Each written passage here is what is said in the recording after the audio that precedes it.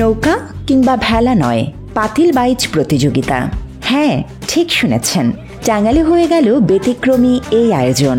গোপালপুরের গুলপ্যাঁচা গ্রামে অনুষ্ঠিত এই বাইচ ঘিরে উৎসবমুখর পরিবেশ সৃষ্টি হয়েছিল পুরো গ্রাম জুড়ে।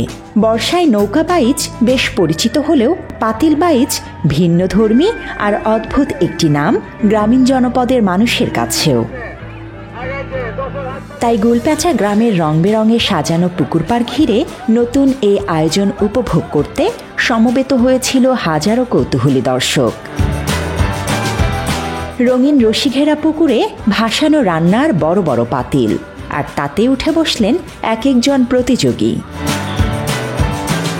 রেফারির হুইসেল, সাথে সাথে দু হাতকে বৈঠা বানিয়ে শুরু করলেন বাইচ।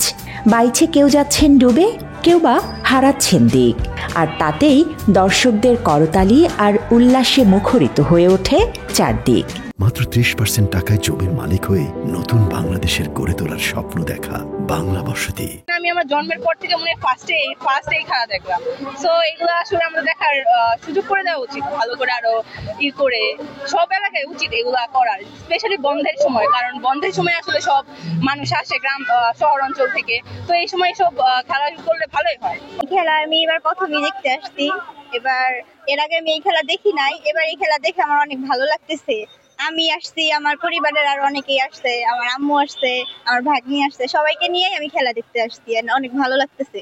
এর আগে কোনোদিন এই খেলাটা দেখিনি, কিন্তু এই খেলা যে যারা এই করছে, অনুষ্ঠানটা করতেছে, এটা অনেক তাদের জন্য অনেক ভালো, আমাদের জন্য অনেক ভালো। আমরা চাই যে এরকম আরো অনেক খেলা আমাদের এলাকায় হোক, সবাই আনন্দ নেক বা অনেক ভালো লাগবে। আমি নোলেন থেকে আসছি, এর আগে এই খেলা দেখি নাই, আজকে প্রথম দেখতেছি, ভালোই লাগছে। জীবনের প্রথম এমন বাইচে অংশগ্রহণ করতে পেরে খুশি প্রতিযোগীরাও, চান আয়োজনের ধারাবাহিকতা। আমি সেখানে এসে তার বেলা না, আরো খেলা আছে, কি জান বাইকে যদি থাকে হয়তো পাওয়া যেতে পারে। খেলোয়াড় হিসেবে আমার ভালোই লাগলো, আমি তো কোনোদিন খেলি নাই, এটাই জীবনের প্রথম। খুব ভালো লাগছে, জীবনের প্রথম খেলছি ভাই, ভালো লাগছে, আনন্দ লাগতেছে। এর আগে এরকম খেলা কোনোদিন দেখিও নাই, আমি নিজে অংশগ্রহণ করি নাই। আমি যে পারবো, আমি মনে করেছিলাম যে আমি পারবো, ইনশাল্লাহ অংশগ্রহণ করে আমি অনেক আনন্দিত। এলাকাবাসীকে নির্মল বিনোদন দেওয়ার লক্ষ্যেই এই মজার পাতিল বাইচের আয়োজন। মানুষের অভূতপূর্ব সাড়া পাওয়ায় ধারাবাহিকতার আশ্বাস আয়োজকদের। আমরা যারা শহরে থাকি তারা বিভিন্ন সময় বিভিন্ন জায়গায় বিনোদনের জন্য যায়, কিন্তু আমাদের গ্রামের শহর মানুষগুলো কোনো বিনোদন পায় না। বর্তমান যুগের ছেলেপেলেগুলো কোনো খেলাধুলার আয়োজন করে না।